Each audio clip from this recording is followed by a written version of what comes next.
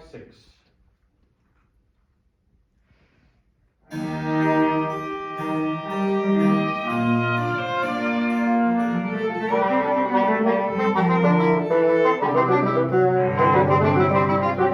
Hi, my name is Momoko Matsumura.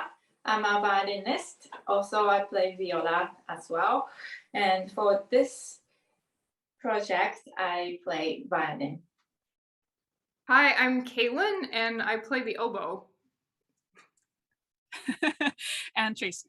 Any other instruments for this project, unfortunately. Hi, my name is Tracy Wright, and I play second oboe at the Manitoba Chamber Orchestra. But in this concert, I'm playing a lot of English horn, a little bit of oboe, but mostly English horn. So how long have you been working together? And maybe the better question is, do you perform together often in ensembles?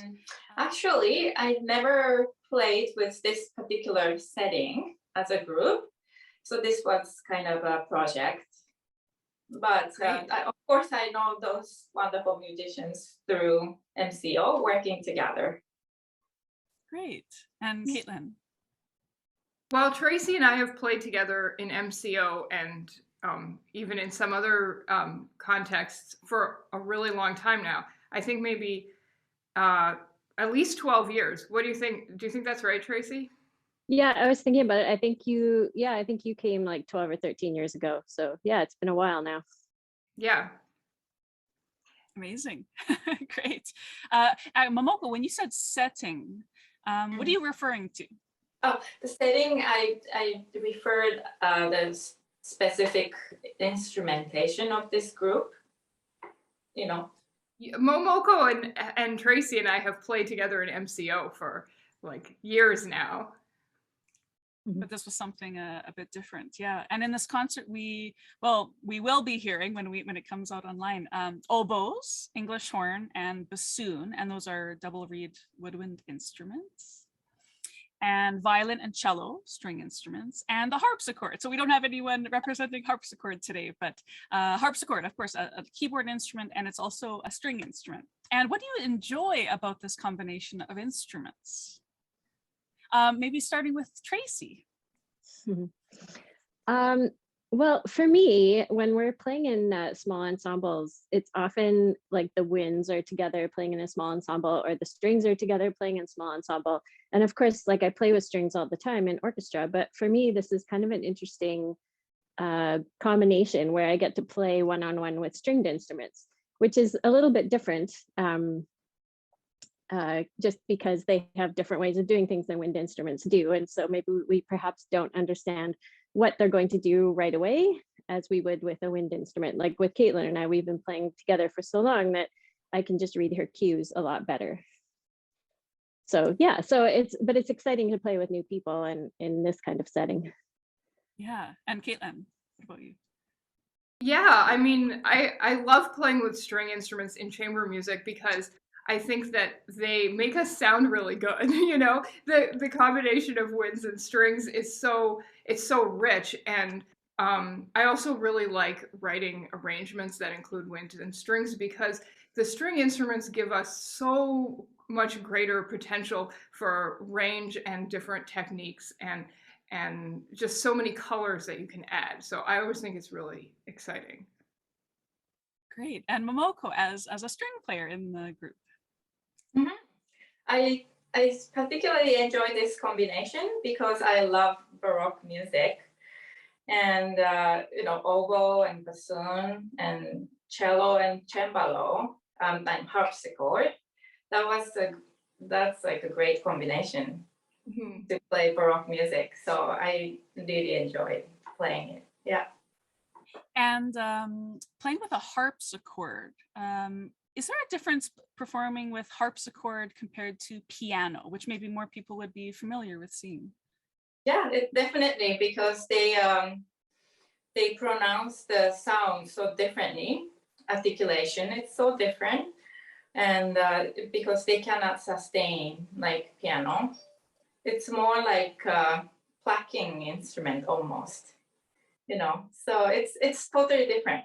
and plucking instrument you mentioned, and that's why it's also a string instrument. So that makes it's different. Yeah. Really like the sound of the harpsichord in this. Of course, it's usually used for Baroque music, but what I like is that it gives this real energy and brightness that, like, even at times I think, especially in a louder or more kind of vigorous kind of music, it almost lends like what I call maybe a sort of heavy metal quality, which I think it's kind of percussive and bright, and I think it just adds so much to the like excitement of the sound. I just think in Baroque music, it's just really vital that you play with a harpsichord as opposed to a piano, because the harpsichord just makes everything lighter. There's a lot more air, a lot more space for the rest of us. With piano, sometimes it can get kind of heavy. So yeah, I love playing with harpsichord. Well, what are some of the challenges of performing with this combination of instruments? Well, like I mentioned before, the challenges for me are just reading the people, like in the small ensemble, like some of the wind players I just know really well and can sort of read what they're doing, but with stringed instruments, like they're usually very clear because they're stringed instruments, but we're just not used to it, so it just takes a little bit of time, and it's fun to sort of decode that, I guess. And then playing in a small ensemble is more challenging than an orchestra, because we have to really dial in and listen to each other as opposed to watching sort of an external source like a conductor. But it makes it much more rewarding and fun to do too. Yeah, well, one thing that I find really challenging but interesting is trying to match articulations, because sometimes what we do just doesn't work on with string instruments, and then sometimes what they would do doesn't really work for us. So trying to find something that's going to sound like it goes together, and give a unified concept, but sometimes we have to find that in our different ways, and I think that that's challenging but interesting. Yeah, I totally agree with Caitlin about the articulation. So for this concert, she made her arrangement from scratch, and these pieces are not originally composed for woodwinds and strings. So we had to come up our own version. And so as she said, Caitlin mentioned, articulation is totally different between woodwinds and strings. Usually strings can sustain the note very long time or connect the note really easily, not for the woodwind instrument. So that was a challenge to try to figure out what's good mix. Mm-hmm. But I think we came up pretty good version. Definitely. Sure. Actually, Momoko, since you mentioned Caitlin's arrangement, Caitlin, would you tell us a bit about, did you have an arrangement for Goldberg Variations on this concert? Yeah. I mean, the Goldberg Variations was sort of the seed of the whole concert, in that we had played it before. My arrangement of it, we played it almost a year and a half ago, and worked really well. And so that when MCO asked if we would do this concert, they asked if we would play some of that. So it was sort of, and then maybe build a concert, like a program around that. Or what's the instrumentation that you came to for Goldberg Variations? The Goldberg Variations is oboe, English horn, and bassoon. So today we're missing Alan. Yes. Okay, great. Yeah, we can't wait to hear that. So some of the pieces that we played for this concert were things that I had sort of heard, sort of collected in in my mental file along the year, over the years, and were things that I had wanted to play or thought were really interesting, and somehow they sort of fit together for this program. And also I think they tie into some other things that we're doing. So obviously the Goldberg we talked about, but the Legrenzi and the Gabrielli are both really early Baroque pieces, and they're sort of, one foot in the Renaissance. And so we're playing this Renaissance suite coming up. So I thought that would be kind of tie into that and be almost like a teaser for that. And then, in the fall, we played the Pulcinella. Momoko played that as well. And you know, Stravinsky used these Baroque pieces to create Pulcinella Suite. And so the trio by Domenico Gallo, which Momoko and Tracy are going to be played on this concert, is actually one of the pieces that Stravinsky used in Pulcinella Suite. So it will probably sound really familiar to anyone who heard our Pulcinella performance. And then the Couperin, I had just really wanted to play something French Baroque because it's something I had never done before. And it's really, really different and challenging in a completely different way. And I think Momoko would be the person to talk about that piece. And then finally, the Bach fugue at the end is something that I had originally heard years ago in a brass arrangement. And it's just this absolutely magnificent fugue in 3 parts that it's just so rich and satisfying and beautiful. And I always think fugues are both like technically genius, but just so moving. Anyway, it was something that I wanted to play. So that's our last piece on this program. And then the other kind of odd one is this quartet by Matthew Locke, who was actually a mentor to Purcell, the English Baroque composer. And Locke did some pretty interesting things. There's some weird harmonies in there and some pretty wacky counterpoint that I think was really interesting and kind of a nice foil to some of the really gentle and, you know, sort of more less unexpected sounds of like the Italian Baroque and stuff like that. So yeah, there it is.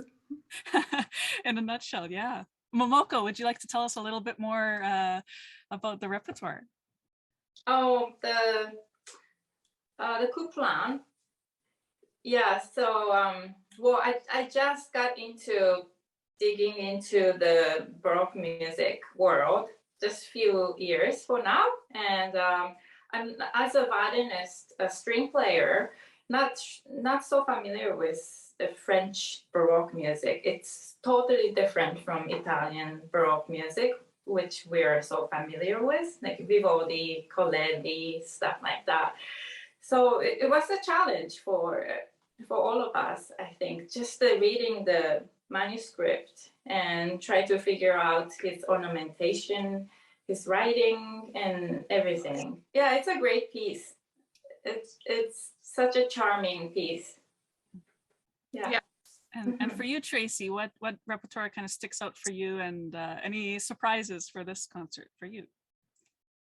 I mean, the Locke surprised me just because this is a Baroque concert, and I think some of the harmonies in the Locke are really avant-garde for the time, and I had no idea they were doing that at that time. I